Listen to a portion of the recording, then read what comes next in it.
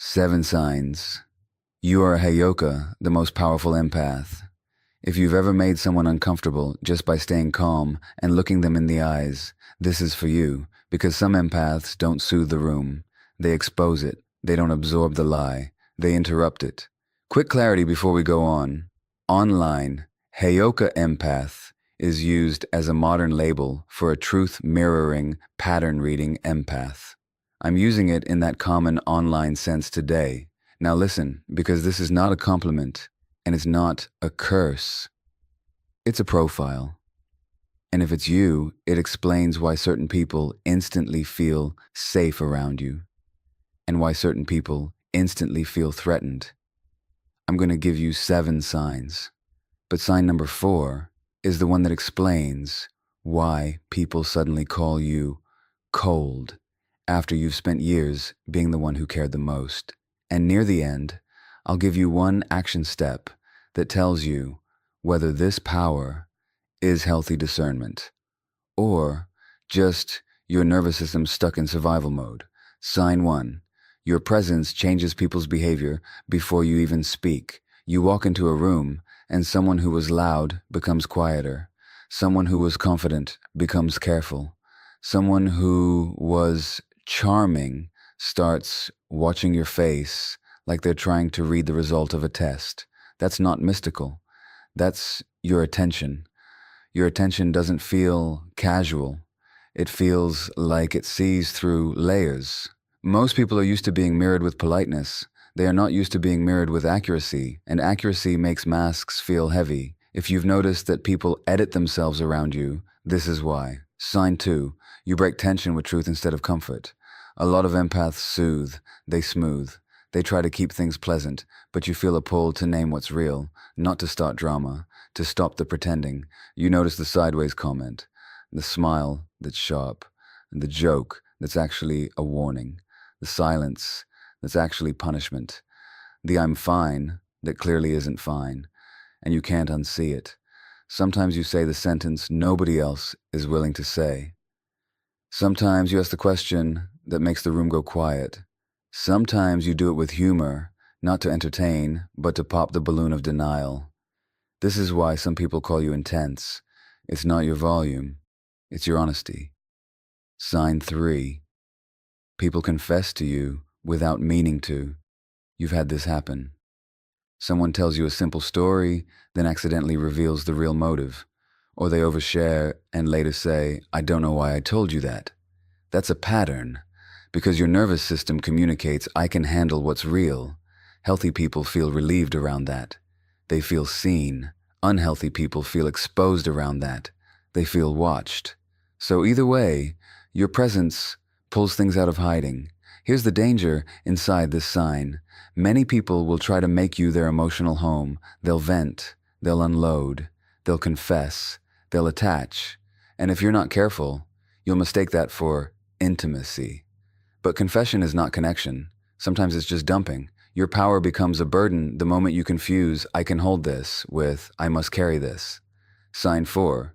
You detach so cleanly, it scares people. This is a sign that changes your entire life because it's the one people misunderstand the most. You are warm until you realize your warmth is being used. You give chances until you see the pattern isn't changing, it's repeating. You try to talk it through until you realize they're not misunderstanding you. They're studying you. They collect your explanations. They learn your soft spots. They memorize the exact sentence that makes you doubt yourself. Then one day there's a quiet internal click. No fight, no big speech. You just stop chasing clarity from someone committed to confusion. You stop proving you're a good person. You stop arguing for your reality. And to someone who benefited from your empathy, that calm detachment feels like danger because they were counting on your guilt to bring you back. This is why they call you cold, not because you lost your heart, because you stopped handing it to people who kept dropping it. Here's the key difference. Detachment has clarity. Numbness has emptiness. Detachment is clean and calm. Numbness is dead and distant. If you still care, but you're no longer available for manipulation, that's not coldness, that's healing. Sign 5. Controlling people feel threatened by you, even when you're polite. Some people love your presence, others dislike it immediately. They'll say things like, you're too sensitive. You're reading into it. You're negative. You think you're better than everyone. Notice what these phrases have in common. They're trying to make you distrust your perception. Because if you disconnect from what you notice, you become easier to manage. You pick up contradictions.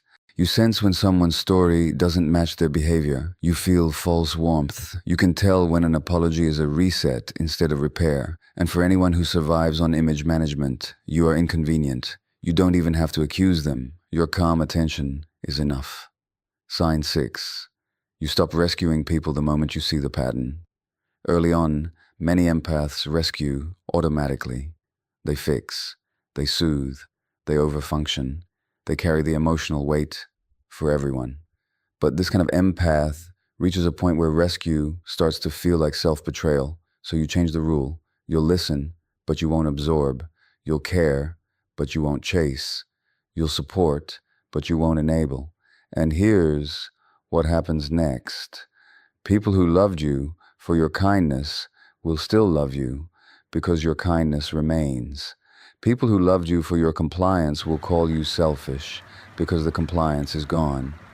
This is why your circle often shrinks right before it gets healthier.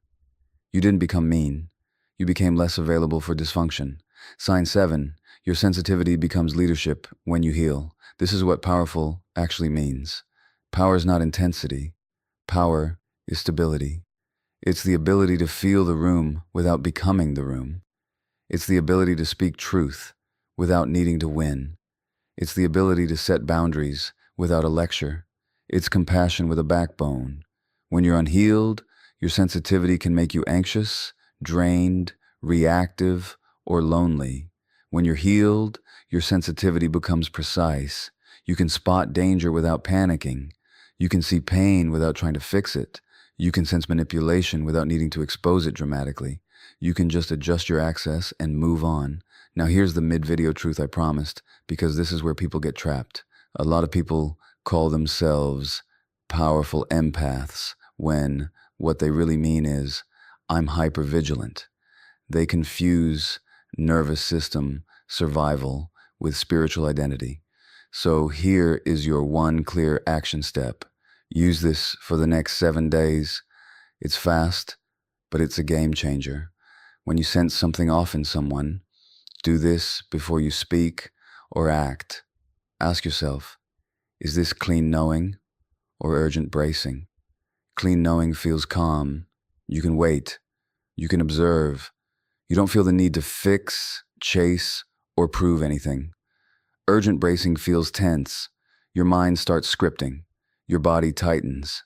You feel pulled to manage the situation, manage the person, manage the outcome. If it's urgent bracing, don't speak truth yet. Regulate first. 1 slow inhale, longer exhale. Drop your shoulders, then choose one boundary, not a paragraph, because paragraphs are where many empaths lose themselves. They explain, clarify, prove, defend, and in controlling dynamics, explanations become material. Boundaries are what protect you. Here's the simplest boundary template, and you can use it in almost any situation. I'm not available for that. That's it. No courtroom, no evidence, no debate. If they respect you, they adjust. If they pressure you, you learn something. Now let's connect all of this into one sentence you can carry with you, because this is what will keep you from turning your gift into burnout. A Heyoka-style empath isn't someone who feels more than everyone else. It's someone who mirrors what's real, disrupts what's false, and learns to do it without self-abandonment. That's the whole path. You notice, you mirror, you get punished for noticing, you doubt yourself, then you stop doubting yourself. And that's when your life changes. Because the moment you stop negotiating with your perception, manipulative people lose their grip. Not because you fight them, because you stop feeding the cycle. Fast recap, your presence changes people.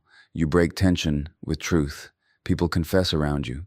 You detach cleanly when the pattern is clear. Controlling people feel exposed. You stop rescuing. And when you heal, your sensitivity becomes steady leadership. If you want the perfect next video, watch the one about what happens when a fed-up empath stops reacting, because it shows you the exact moment your power becomes unshakable. When you stop explaining, stop defending, and start protecting your peace with quiet, consistent boundaries.